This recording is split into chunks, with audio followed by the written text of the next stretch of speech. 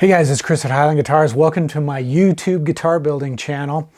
Today's episode is going to be part 5 of my 4-string precision bass inspired guitar build. And what that means is I'm going to actually head out to the shop and start cutting some wood. Yeah, it's taken 4 parts to get to this point. So what I'm going to do specifically is I'm going to take this blank. This is a piece of maple, and I'm going to turn it into a fretboard for the bass. So without further ado, let's head out to the wood shop and start making some wood chips. The first part that I'm going to carve is my fretboard, and I have my fretboard blank here, and I'm going to carve that all the way to completion. Marker dots, slots, the radius, the perimeter contour. Then after that, I'm going to carve the neck. From there, I can bring the 2 pieces together and I can install the frets, measure the heel thickness of the neck, and get a precise dimension that I can use to determine the depth of the pocket for the neck when I carve the body. Now, I've talked about my order of steps that I follow in the past, but I think it bears repeating because I think it's so important. And what I try to do when I build a guitar is I try to make each piece separately as far or as complete as I possibly can before moving on. And the reason for that is there's always the possibility that you're going to run into a problem with one of those parts. And it could be a problem that's inherent in the wood. You know, for example, there may be a crack that you didn't know was there, or you may reveal a knot that could pose a problem. And if you glue your fretboard blank to your neck blank and then proceed with doing the slotting, the radiusing, and then the carving of the neck, if you run into a problem with one of those pieces, you've lost the whole thing. Not just the fretboard and not just the neck, but both pieces. But if you make each piece separately as close to completion as possible, if you run into a problem, you've only lost that one part. And wood is expensive. So it's better to lose just one component or one part than it is to lose both of them. And there's nothing more gut-wrenching than to see a problem with a fretboard that's already glued to the neck and then realize you've got to start over, even though the neck is just fine. Because the fretboard is glued to it, you're pretty much forced to start over. I mean, you could try scraping the fretboard off and making a new one, but that just never works very well. So I'm going to start out by making my fretboard all the way to completion. And I think what I'll do is I'll bring you in a little closer and I'll explain the process of getting this whole thing set up to start carving. One of the questions I get all the time is, how do I position my blanks on the wasteboard of my CNC machine, especially if I'm going to be doing 2-sided carving and I have to flip the blank over and index the 2 sides? Well, it's a pretty simple process that I follow. What I'm going to do is I'm going to mark the exact center of the blank's width. And I'm going to make a mark that runs down this edge. Then I'm going to repeat that process on this end. Next, I'll measure and mark the exact center of the length and put a tick mark that runs down the thickness of the fretboard, and I'll do that on both sides. To position the blank, once I've done that on the wasteboard, what I have here on the wasteboard are lines, very thin lines that are engraved into the wasteboard. I have one here at the exact center of the machine's width, and this line runs from the front edge of the wasteboard all the way to the back edge. And this line is exactly parallel with my y-axis rails on my CNC machine. Then further back at the midway point of its length, I have another line engraved into the wasteboard, which is parallel to my x-axis on my CNC machine. So what I'll do is I'll position the blank so that the tick marks on the side are lined up with my x-axis engraved line, and then the tick marks on the front edge and the back edge are lined up with my y-axis engraved line. Once everything's lined up, I can clamp it down and I can carve. And what this is basically doing is it's positioning the blank into a known location, the exact center of the wasteboard. What I'll do is, before I start to carve, is I'll home the machine. And what that does is it's going to move my CNC machine all the way to the far lower left corner. That becomes the home position for the machine. From there, I know, since this is in the exact center and that my working space is 48 inches by 48 inches, I can jog the spindle 24 inches over, and that would place the center of the spindle right over the exact center of my y-axis line. I can also subtract half the width of my fretboard. So I could jog the machine and get it right to the y-axis or x-axis start position.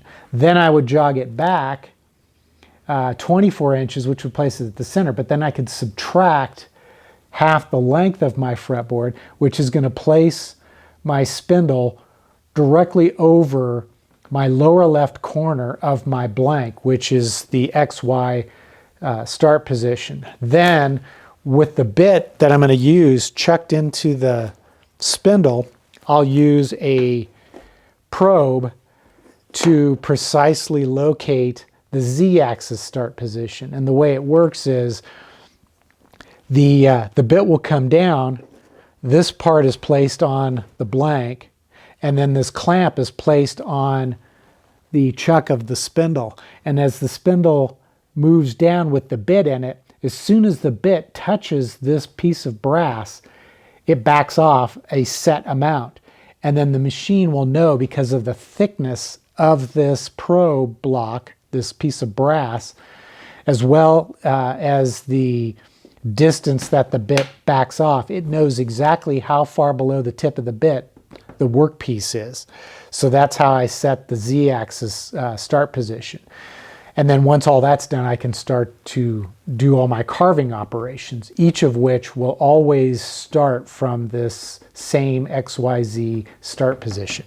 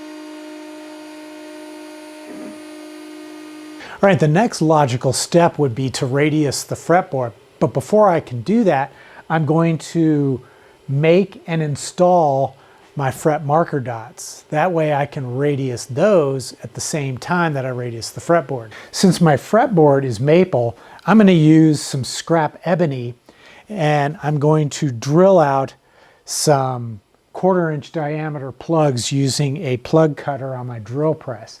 And then I'll install those into the fretboard.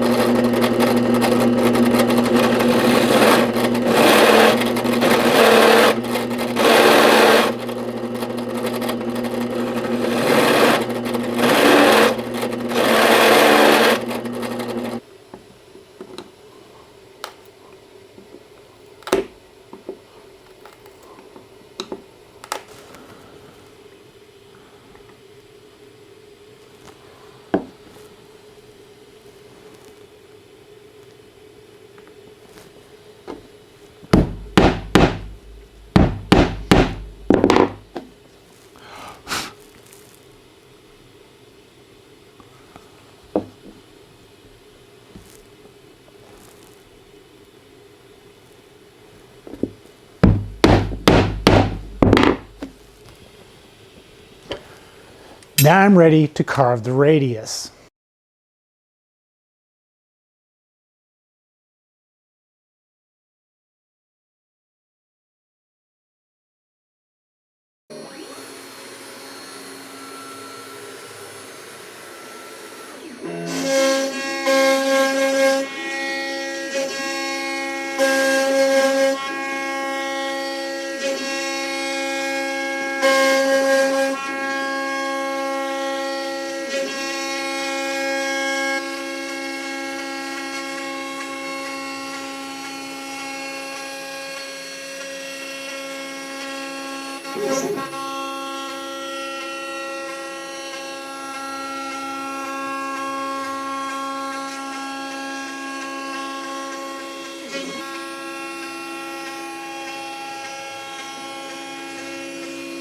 All right, and then the last operation for making the fretboard is to cut the perimeter shape.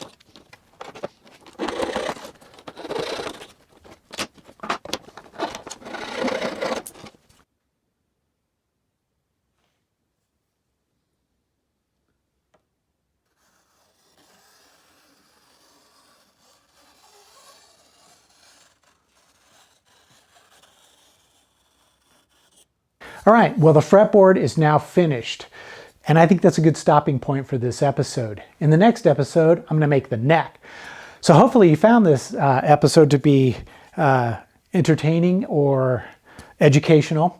At any rate, give me a thumbs up, and if you like videos on building guitars, hit that subscribe button so you'll be notified every time I post up a new guitar building video. And then, of course, if you'd like to show my channel some support, because these videos take a lot of time and effort to produce, and time is money. So head over to eguitarplans.com, purchase a plan for a guitar or one of the different tools that I use to make guitars. And even if you don't make the plan, just know that your purchase is helping to support what I'm doing here. And if you'd like to support this channel but don't necessarily want to buy a plan, you can always purchase a Highline Guitars t-shirt.